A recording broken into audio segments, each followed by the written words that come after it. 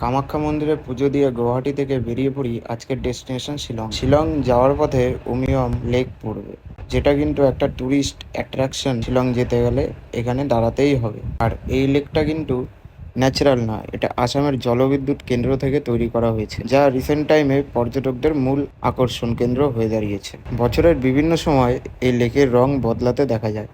আকাশ পরিষ্কার থাকলে লেকের জল দেখায় নীল, আর বৃষ্টি হলে সেই জল ঘোলাটে হয়ে যায়। তবে বছরের বেশিরভাগ সময়ই এটা নীলচে সবুজই থাকে। তারপর আমরা পৌঁছে যাই শিলংয়ে। যেতে যেতে অনেক রাত হয়ে যায় আমাদের। তো এটা আমাদের রুমের ভেতরে, আমরা যে হোটেলে ছিলাম। বাইরের পরিবেশটা একদম শান্তশিষ্ট, চুপচাপ, আর হালকা একটা ঠান্ডা হাওয়া বইছে, যার কারণে একটু ফ্রেশ ফ্রেশ ভাব লাগছিল। যেহেতু টায়ার্ড ছিলাম আর খিদেও পেয়েছিল প্রচুর, তাই দেরি না করে খেতে চলে যাই।